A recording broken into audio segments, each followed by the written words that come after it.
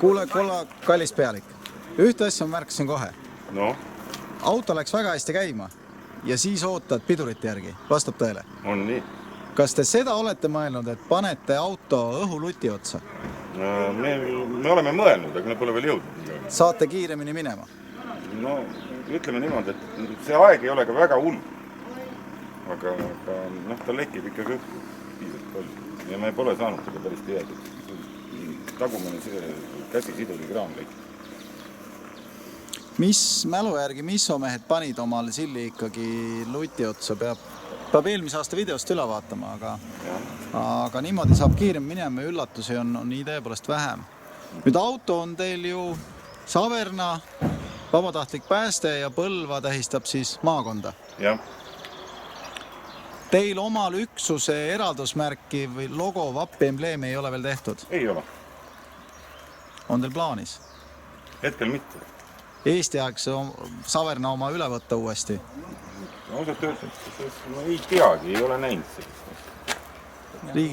Riigiarhiivist vaatama? Teha võib, aga nagu ausalt öeldes plaani pole olnud.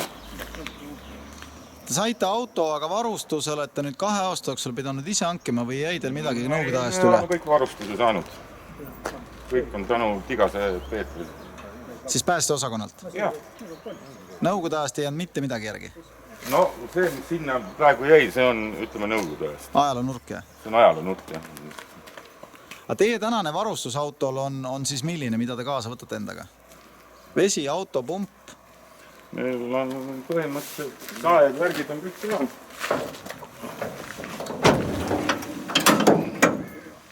On saed. Lähimüüdrant asub teil kus? Kanepis. Täitsa toimib. Valgerus on ka, jah. Jah, tegelikult nüüd on Valgerul ka. Siin saime uued poldikäärid, kirved, saed. Kuule, aga kohe torkab silma, kas teie kasutate ka reaalset sae juures Aspenit? Siis seda kaua kestvat kokteili? Meil on täiesti uus saak lihtsalt. Ja kuni ta on nagu nii-öelda garantii all, siis me paneme igal juhul selleks. See Aspenit soovitatakse kasutada nii või nii ehk naa, sest see kokteil ei lähe nii kiiresti halvaks. Jah, aga praegu on ta kuidagi kakkuselt paiste läinud. Sooja ilmaga. Ja järgmises kaapis on juba meil lahingargnemine. Lahingargnemine on teisel pool, aga siin on osa tuge.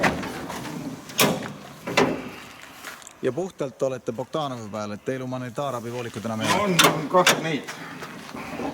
Teisel pool, aga see on lihtsalt nagu varustuskap pump on siin.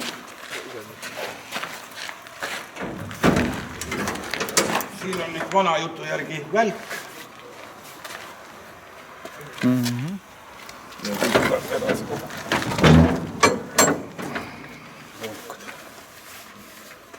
Ja kui vaja kiiresti lahi karneda, mitu korda pea vastu seda küleluuki ära lööd? Pole juhtunud seda. Ausalt öeldes. Palju hullem on tagant täitmise aja. Selle, kui siit ülevalt neid voolikuid välja tõmmata ja siis jääb see luuk kohe peale jalgu. Aga põhimõtteliselt on võimalik. Kuule, aga nõukogude ajal tehti teile tõenäoliselt üsna regulaarselt imemise kontrolli autodel. Aga praegu teed sa vanast harjumisest ise edasi seda? Ma konkreetselt kontrolli ei tee, aga alati on vesi peal. Kui vett peale ei saa, siis järelikult midagi viga.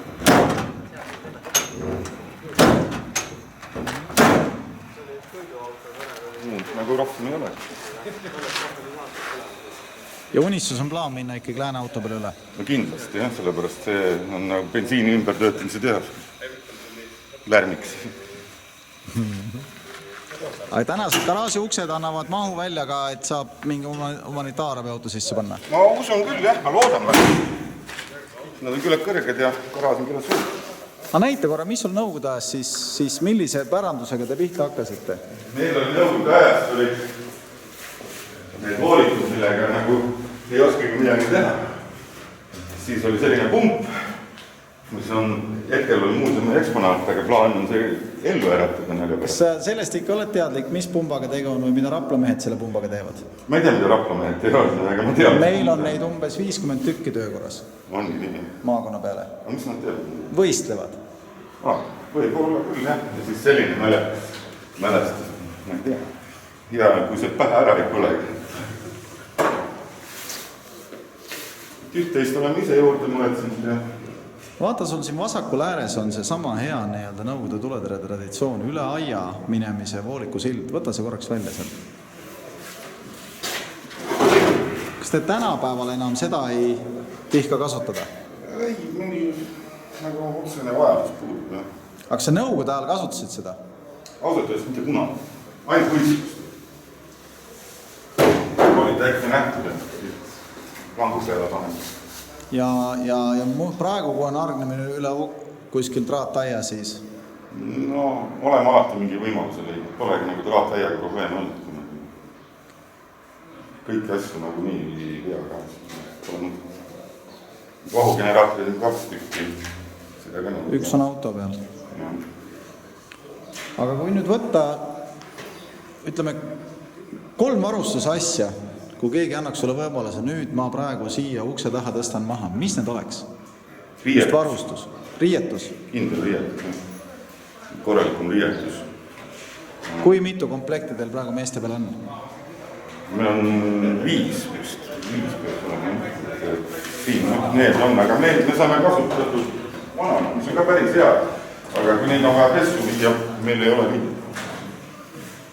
Kindad, sukad, saapad, kiivrid? Neid meil jagub. Ja unistus nii-öelda tuletere roobade koha pealt on siis mitu komplekti? 8. Siis oleks tagatud auto peal 1 komplekt ja igaks juhuks 2-3 tükki tagavaraks või pessu viia? Täpselt nii. Number 1 roovad, number 2? Auto. No jäta auto välja, varustus. No varustuses, nüüd on enam kõik olemas, ma ei oska midagi.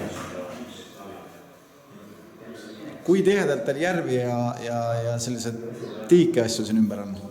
No ikka on. Vee hankimiseks ujuvpumba peal olete mõelnud? No ei ole ausalt öeldes, aga tähendab, siin on igal pool veelõtu kohad. Kui ainult on väga lähedal, et on just vaja kellegi hooleks. Muidu veelõtu kohad on vaja. Ja korralikult. Ja 3? Ja 3 on võib-olla lõikamistehnika autode avariga. Talvisel ajal seda kütab mis asi? Ja hoiate siin sees? No ikka plussis. Seda oli 18. 18. Ei, 17 ka. Kuule, aga vald hoiab seda garaaži üleval. Katab selle garaaži kulud. Aga garaaž kuulub ka vallale. Garaaž kuulub vallale, jah. Ja nüüd olete paigaldanud siia õhksoojuspumba, seina pool olevad radiaatorid enam ei toimi? Ei toimi, jah. Seda katlamaegi enam pole? Ei ole, katlama on siin kõrval, näed. See on juba, katlad on juba ära viidud ja äkki keegi ostab ära, teeb siia mingi ilusa hoone. Kui suur koormus vallale on need küttekulud? Ei ole üldse, mitte märkimisväärne. Et me arvestame sellega, see on valla ülesanne ja hea meelega. Maksame elektrit natukene ja ongi kõik, muud kulu ei ole midagi. Talvel elektrit. Aga kui on vaja komando kokku võtta, kas mõneks pidulikumaks juhuks või lihtsalt mingiks õppeks, siis te teete seda siin või? No, me teeme seda vallas või meil on kord aastas on see traditsiooniline üritus, on naabervallas Kõllestes, kus kõik saame kokku, kes tahavad tulla ja seal on siis väike saun ja väike olemine, mehed räägivad juttu ja tänaüritusmeestele? Maakonna post tuleb ja siis kui on meil oma vahel vaja võtta või poisid tahavad näiteks tekib mingi isu või mingi tahe, siis korraldame ära, et ei ole kunagi probleem, ükskõik kunagi. Isu mõttes räägid sellest kasetohust piibuga pikast mehest selle sildi peale? Ja natuke pikemalt sigareti tõmmata või midagi. Aga palju teate teie Saverna üksusena ülejäänud Eesti vabatahtlikest? Me ei ole liidu liige, aga üldiselt ikka oleme kursis piisavalt. Aga tundub, et alati võiks rohkem olla.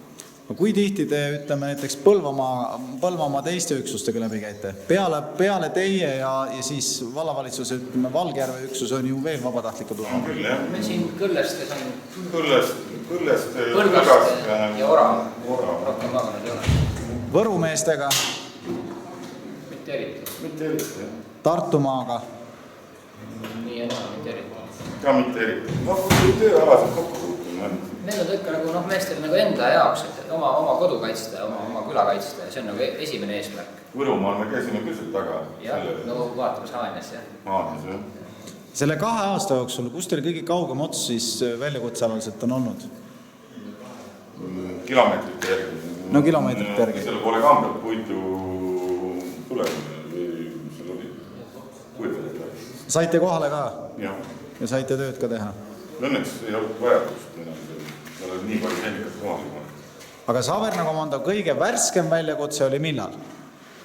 Kõige värskem oli meil siin samas avariin. Koolibussiga. Koolibussi avarii? Koos reisijatega või ilma? Ilma. Õpetaja oli bussiroolis ja suure veoautos siin samas avariis kokku kõige viimane. See lõppes meil kuidas? Õnnelikult. Õnnelik. Auto läks maha, buss läks maha kandmisele, aga juht juhil väga suuri hullu midagi ei olnud iga. Käis õmblemas peaaegu. Õnneks läks hästi. No juhtub ikka, mis teha. Ja Saverna järgmise 365 päeva plaanid on millised? Uus auto? Tahaks aasta jooksul ikka saada, jah? Tahame. Proovime leida võimalust. Ja Sillist saab siis mida? Kindlasti jääb ta ellu. Ja ellu jääb, jah. Kuhugi siia paigutame ta kuhugi ära. Reservist. Kas ta jääb reservi või anname kellelegi, ta on lihtsalt, kes tahavad ka luua seda komandot. Ülejäänud Eestimaale suviseks soovituseks ütlete mida? Tulevad mõned. Head jaani ja ilusat suve ja